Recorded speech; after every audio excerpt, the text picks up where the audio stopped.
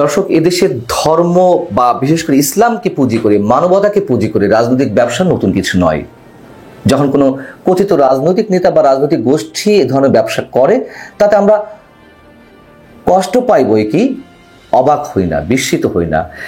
কিন্তু যখন একই ধরনের জঘন্য কোনো রাজনৈতিক ব্যবসা কোনো অরাজনৈতিক ব্যক্তি বা সুশীল সমাজের মধ্যে নিজেকে রেখে রাজনৈতিক ফায়দা হাসিলের জন্য ক্ষমতায় টিকে থাকতে এই ধরনের জঘন্য ব্যবসা করে, তখন সেটাকে আমরা কিভাবে গ্রহণ করব? কোন ক্যাটাগরিতে ফেলবো আমরা? আমি বলছি ডক্টর আসিফ নজরুলের কথা।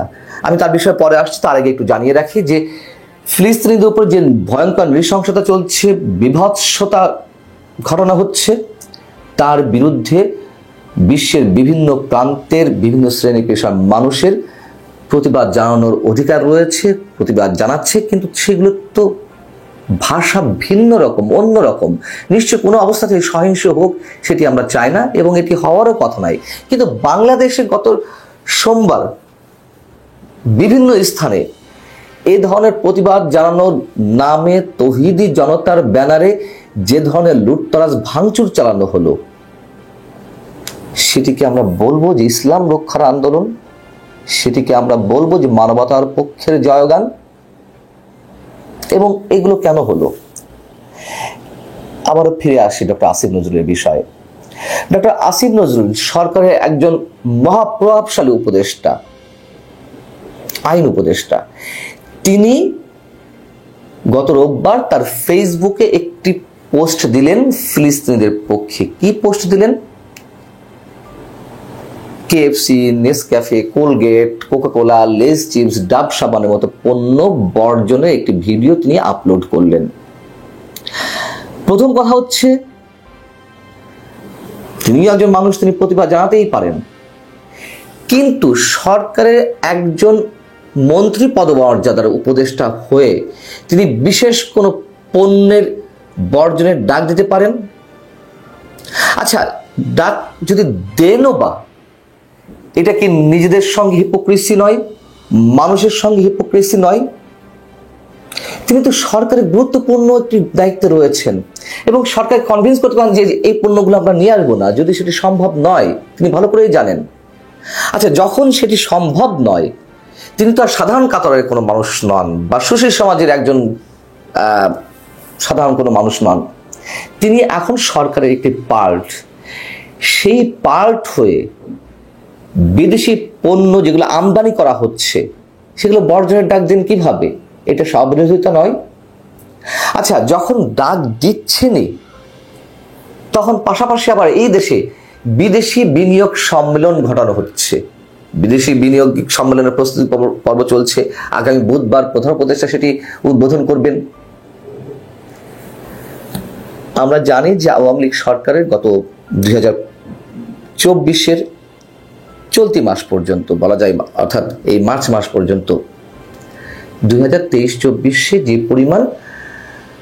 যে পরিমাণ বিদেশি বিনিয়োগ হয়েছিল, 5 আগস্টের পরে ঠিক একই সময়ে 24-25 অর্থ বছরে এই সময়ে বিদেশি বিনিয়োগ কমেছে 71%। এবং বিদেশি বিনিয়োগ যে কারণে হচ্ছে তার অন্যতম মূল কারণ রাজনৈতিক অস্থিরতা, মুনাফা ফেরত নিতে আমলাতান্ত্রিক জটিলতা। এইসবকে কেন্দ্র করে বিদেশি বিনিয়োগ আস্তে আস্তে শূন্যের কোঠায় নেমে আসছে। সেই মুহূর্তে বিদেশি বিনিয়োগ সম্মেলন হচ্ছে, আর ঠিক ওই সময় দেশের বিভিন্ন স্থানে বিদেশি পণ্য লুটতরাজ, বিদেশি পণ্য নিয়ে যারা ব্যবসা করছেন তাদের সেই ব্যবসায়িক প্রতিষ্ঠানগুলোর উপর হামলা ভাঙচুরের ঘটনা ঘটলো। কি মেসেজ দিতে চাইছে সরকার? এবং আসিফ নজরুলের এই যে পোস্টটি, সেটি কতভাবে স্ববিরোধিতায় পূর্ণ। ভাই, ইসলাম রক্ষা করবেন, ইসলামের জয়গান গাওয়ার চেষ্টা করছেন, মানবতার জয়গান গাওয়ার চেষ্টা করছেন, গান সমস্যা নেই, কিন্তু এগুলো রক্ষা করা তো দূরের কথা, বরং এর বিপরীতে গিয়ে আপনারা যে অবস্থান নিচ্ছেন, যে ভয়ঙ্কর মব ক্রিয়েট করা হচ্ছে। আমি যদি বলি, বা অন্য কেউ যদি ধরনের মন্তব্য করে থাকেন যে সোমবার যেই মবগুলো ক্রিয়েট করা হলো দেশের বিভিন্ন স্থানে, বাটার শোরুমে, কেএফসির শোরুমে, আরো বিভিন্ন বিদেশি পণ্যের শোরুমে যেভাবে সন্ত্রাসী কর্মকাণ্ড ঘটনা হলো, লুটতরাজ করো, মানে কি অদ্ভুত বিষয়। বিদেশি পণ্য বয়কটের কথা বলছে, আবার তৌহিদি জনতার এই অংশবিশেষ মানুষেরা তারা আবার সেই বিদেশি পণ্যগুলো লুট করছেন ব্যবহারের জন্য। ভিডিও ফুটেজে আপনারা দেখেছেন যে কিভাবে তারা পায়ের মাপ দিয়ে দিয়ে জুতা পর্যন্ত তারা টেনে নিয়ে যাচ্ছে, বাটা শোরুম থেকে লুট করে নিয়ে যাচ্ছে। কি মেসেজ দিবে এগুলো? এবং সিলেট, খুলনা, চট্টগ্রাম, কক্সবাজার, কুমিল্লা, গাজীপুর, বরিশাল এরকম প্রায় 8 থেকে 10টি জেলায় কম বেশি এই ধরনের ঘটনা ঘটেছে। মানুষজন আতঙ্কগ্রস্ত হয়ে পড়েছে, ব্যবসায়ীরা দোকানপাট বন্ধ করে দিয়েছে। কোন ধরনের চিত্র আঁকার চেষ্টা করা হচ্ছে আন্তর্জাতিক বিশ্বের সামনে এই বাংলাদেশকে নিয়ে? এবং এই যে বিদেশি সম্মেলনের কথা বলছিলাম, এটা বিনিয়োগ বোর্ড বা বিডার উদ্যোগেই এই সম্মেলন অনুষ্ঠিত হচ্ছে। বিডার নির্বাহী চেয়ারম্যান চৌধুরী আশিক মাহমুদ বিন হারুন তিনিও গণমাধ্যমকে বলছেন, এমন এক সময় যখন আমরা বাংলাদেশকে বিনিয়োগের গন্তব্য হিসেবে তুলে ধরার জন্য একটি শীর্ষ সম্মেলনের আয়োজন করছি, তখন আমাদের দেশবাসীর কাছে এ ধরনের উদাহরণ স্থাপন করা দুঃখজনক। এসব ব্যবসার বেশিরভাগই স্থানীয় বিনিয়োগকারী, কেউ কেউ বিদেশি যারা বাংলাদেশকে বিশ্বাস করতেন, তারা সবাই দেশের তরুণদের কর্মসংস্থানের সুযোগ করে দিয়েছিলেন। যারা এই জঘন্য ভাঙচুর করেছে তারা কর্মসংস্থান সৃষ্টি, অর্থনৈতিক প্রবৃদ্ধি এবং স্থিতিশীলতার প্রকৃত শত্রু।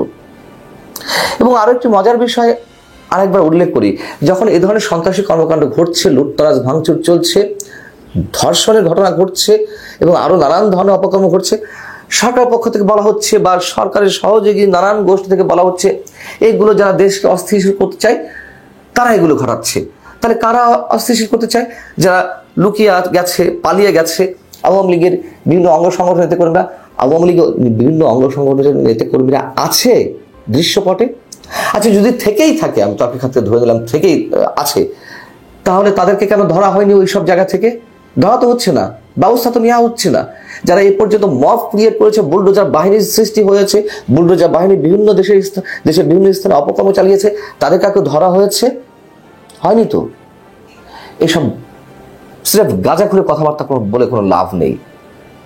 এবং আইন উপদেষ্টা যে কাজটি করেছেন, তিনি সরকারের একজন মন্ত্রী হিসেবে, মন্ত্রী পদমর্যাদার ব্যক্তি হিসেবে এটি কোনোভাবেই করতে পারেন না। বরং তার এই ধরনের পোস্টে এই যে সুযোগ সন্ধানী কথিত তৌহিদি জনতা, তারা বিশেষভাবে সুযোগটি নিয়েছেন, উৎসাহিত হয়েছেন। কি অদ্ভুত এক রাষ্ট্রে আমরা বাস করছি! এই বুঝি ইসলামের পক্ষে নিজেদের অবস্থান তুলে ধরা, এই বুঝি মানবতার পক্ষে নিজেদের চিত্র ভয়ঙ্করভাবে, নিজেদের অবস্থান ভয়ঙ্করভাবে তুলে ধরা। কি বিচিত্র এই দেশ! আল্লাহ হাফেজ, ভালো থাকুন সবাই।